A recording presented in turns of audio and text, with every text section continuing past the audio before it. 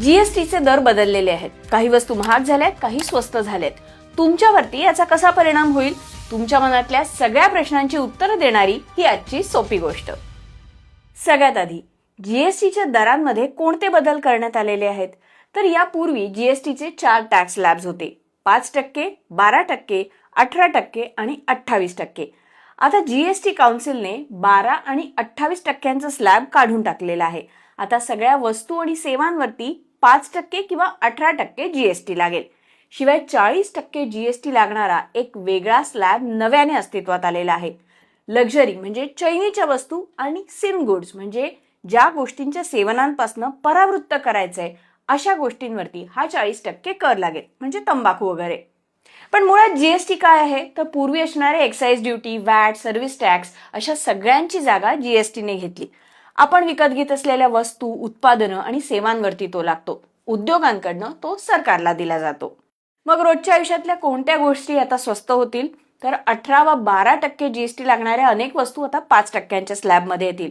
म्हणजे toothpaste, toothbrush, साबण, केसांचं तेल, शॅम्पू, शेव्हिंग क्रीम, बटर, तूप, चीज, कॉफी, पास्ता, सॉस, पाकिटबंद नमकीन किंवा भुजियासारखे पदार्थ, सुकामेवा, भांडी, लहान मुलांची डायपर्स, बाटल्या या सगळ्यावर 5% जीएसटी लागेल. चपला, बूट आणि कपड्यांवरती देखील आता 5% जीएसटी लागणार आहे. तर पाकिटबंद पनीर, पाकिटबंद चपाती, रोटी, पराठे, पिझ्झा ब्रेड, खाकरा, अल्ट्रा हाय टेम्परेचर मिल्क यावरचा कर काढून टाकण्यात आलेला आहे. लहान मुलांना लागणाऱ्या पेन्सिल, खोडरबर, रंग, नकाशे, वह्या यांच्यावरचा जीएसटी देखील काढून टाकण्यात आलेला आहे. तर ब्युटी पार्लर, सॅलॉन, फिटनेस सेंटर यावरचा कर कमी करून 5% केला गेलाय. इलेक्ट्रॉनिक्समध्ये काय स्वस्त होणार आहे? तर एअर कंडिशनर्स, 32 इंचांपेक्षा मोठे टीव्ही यामध्ये एलईडी आणि एलसीडी या दोन्हींचा समावेश आहे. Monitors, projectors, dish washing machines या सगळ्यावरचा जीएसटी 28%वरनं कमी करून आता 18% केला गेलाय. या जीएसटीच्या बदलांमध्ये शेतीला काही फायदा होणार आहे का? तर ट्रॅक्टर्सचे टायर्स आणि सुटे भाग, विशिष्ट जैविक कीटकनाशकं आणि मायक्रोन्यूट्रियंट्स, ठिबक आणि तुषार सिंचनासाठीची उपकरणं, शेतीची इतर अनेक उपकरणं या सगळ्यांवरचा कर घटवून आता 5% करण्यात आलेला आहे. मग आता गाडी स्वस्तात विकत घेता येणार आहे का? तर लहान कार्सवरचा, स्मॉल कार्सवरचा जीएसटी कमी झालेला आहे. म्हणजे 1200 सीसी किंवा त्यापेक्षा कमी इंजिन क्षमतेच्या पेट्रोल हायब्रिड, एलपीजी आणि सीएनजी गाड्यांवरती 18% जीएसटी लागेल. तर 1500 सीसी पर्यंतची इंजिन क्षमता असणाऱ्या डिझेल गाड्यांवरती देखील 18% जीएसटी लागेल. या गाड्यांवरती पूर्वी 28% जीएसटी लागत होता. यासोबतच 3 चाकी वाहनं, 350 सीसी पेक्षा कमी क्षमतेच्या मोटरसायकल्स, सामान वाहून नेणारी वाहनं यावरचा जीएसटी 28 वरनं 18% करण्यात आलाय.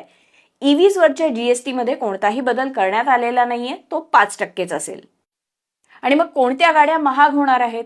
तर ज्या पेट्रोल गाड्यांची इंजिन पॉवर 1200 सीसी पेक्षा जास्त आहे आणि ज्या डिझेल गाड्यांची इंजिन पॉवर 1500 सीसी पेक्षा जास्त आहे, ज्या गाड्यांची लांबी 4000 mm पेक्षा जास्त आहे आणि ग्राउंड क्लिअरन्स 170 mm पेक्षा जास्त आहे, त्यांच्यावरती 40% जीएसटी लागणार आहे. या गाड्या आता लक्झरी गुड्स या कॅटेगरीमध्ये येतील. या जीएसटी रिफॉर्म्समध्ये आरोग्याशी संबंधित काय बदल झालेले आहेत? तर मोठी गोष्ट म्हणजे वैयक्तिक आयुर्विमा आणि हेल्थ इन्शुरन्स पॉलिसींवरती यापुढे जीएसटी लागणार नाही. लाईफ सेव्हिंग ड्रग्ज म्हणजे जीव वाचवण्यासाठी दिल्या जाणाऱ्या 33 औषधांवरचा जीएसटी काढून टाकलेला आहे. कॅन्सर आणि काही दुर्मिळ आजारांवरच्या 3 औषधांवरचा जीएसटी देखील काढलेला आहे. यासोबत इतर अनेक औषधांवरती आता 5% जीएसटी लागेल. उपचार, सर्जरी, दातांवरचे उपचार, प्राण्यांवरचे उपचार यासाठी लागणाऱ्या वस्तू आणि उपकरणांवरचा जीएसटी 18%वरनं घटवून 5%वरती आणण्यात आलेला आहे. आपण घरामध्ये वापरतो ते थर्मामीटर, ग्लुकोमीटर आणि त्याच्या स्ट्रिप्स, नंबरचा चष्मा या सगळ्यावर आता 5% जीएसटी असेल. मग या सगळ्या बदलांमुळे कोणत्या गोष्टी महाग होणार आहेत? तर पान मसाला, सिगरेट, विडी, गुटखा, तंबाखू यावरती 40% जीएसटी आकारला जाईल. या गोष्टींना सिन गुड्स असं म्हटलं गेलेलं आहे. या उत्पादनांच्या रिटेल प्राइसवरती हा जीएसटी आकारला जाईल. यासोबतच aerated drinks, cold drinks, caffeine असणारी पेय यांच्यावरती देखील 40% जीएसटी लागणार आहे. 350 सीसी पेक्षा अधिक क्षमतेच्या मोटरसायकल्स, यॉट्स, खासगी वापरासाठीची विमानं या सगळ्यांवरती देखील 40% जीएसटी लागेल. मग हे सगळे दर लागू कधी होतील? तर 22 सप्टेंबर 2025 पासून जीएसटीचे बदललेले दर अंमलात येतील. अपवाद पान मसाला, गुटखा, विडी तंबाखू, सिगरेट या उत्पादनांचा. त्यावरचे कर कधी लागू होतील याची तारीख जाहीर करण्यात आलेली नाहीये. मग हे सगळं का केलं जातंय? इतके दर घटवून सरकारला मिळणारा महसूल काही प्रमाणात घटणार आहे, पण देशांतर्गत बाजारपेठेतली मागणी वाढवण्याचा सरकारचा हा प्रयत्न आहे. किंमत कमी झाली तर सणासुदीच्या काळात लोक जास्त खरेदी करतील आणि साहजिकच वेगवेगळ्या क्षेत्रांना, वेगवेगळ्या उद्योगांना चालना मिळेल. अर्थव्यवस्था वाढायची असेल तर वस्तू सेवांसाठीची मागणी ही सगळ्यात मोठी गोष्ट असते.